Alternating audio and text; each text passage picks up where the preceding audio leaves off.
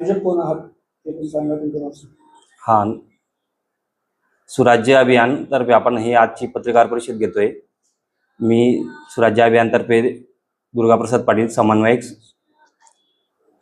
आपण महाराष्ट्र राज्य परिवहन महामंडळ यांना दिनांक 16/12/2025 रोजी माननीय परिवहन मंत्री यांना पत्राद्वारे मेल पाठवला होता.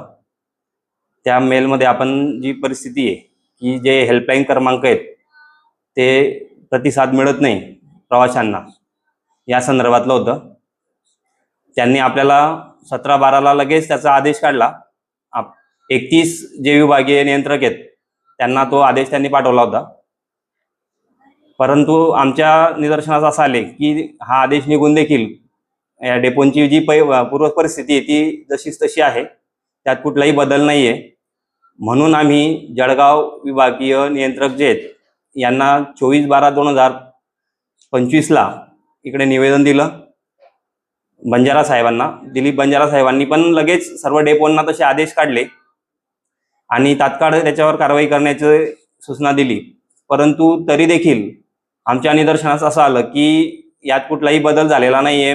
जे पूर्वी जी परिस्थिती होती, म्हणजे जे डेपो होते या डेपोंचे संपर्क क्रमांक चालू झालेले नाही आहेत. आणि परत आम्ही मग माननीय बंजारा साहेबांना स्मरणपत्र दिलं 11/2/2026ला. त्याच्यानंतर देखील आम्ही परत काही दिवसांनी परत काय परिस्थिती बदलली की नाही, हेल्पलाईन क्रमांक सुरू झालेत की नाही हे बघितलं, तर आमच्या निदर्शनास परत ती स्थिती आली की अजूनही कुठलाही हेल्पलाईन क्रमांक पूर्वस्थितीत आलेला, म्हणजे सुधारणा झालेली नाही आहे, ती स्थिती बदललेली नाही आहे. म्हणून आज आम्हाला ही पत्रकार परिषद घ्यावी लागत आहे. आणि आम्ही आतापर्यंत संपूर्ण महाराष्ट्रात 413 डेपोंना संपर्क केलेले आहेत. 413 डेपोंपैकी 117 डेपोंनाच आम्हाला फक्त प्रतिसाद मिळालेला आहे.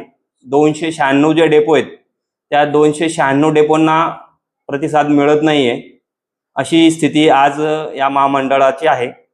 म्हणून ही बाब जी आहे ही सर्वांच्या लक्षात यावी आणि याच्यावर लवकरात लवकर काहीतरी उपाययोजना निघावी असा आम्ही माननीय परिवहन मंत्री जे आहेत यांना आज निवेदनाच्या द्वारे परत मागणी करत आहोत. ही स्थिती बदलायला पाहिजे. असे किती तुमच्या सर्वेक्षणामध्ये किती डेपोचे नंबर बंद होते, काय आकडेवारी समोर आली? जवळजवळ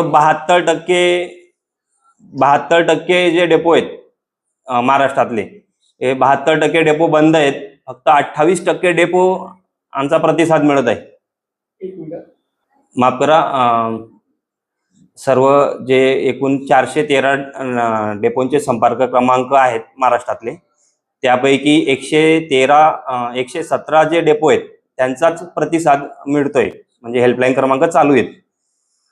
उरलेले जे 296 डेपो आहेत यांचे संपर्क क्रमांक लागत नाही आहेत, प्रतिसाद मिळत नाही, नो ड्यूज, नो म्हणजे डज नॉट एक्झिस्ट अशा पद्धतीचं आम्हाला उत्तरं मिळत आहेत.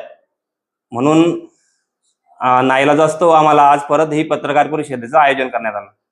आता यानंतर आता भविष्यात काय आपलं पाऊल असणार आहे?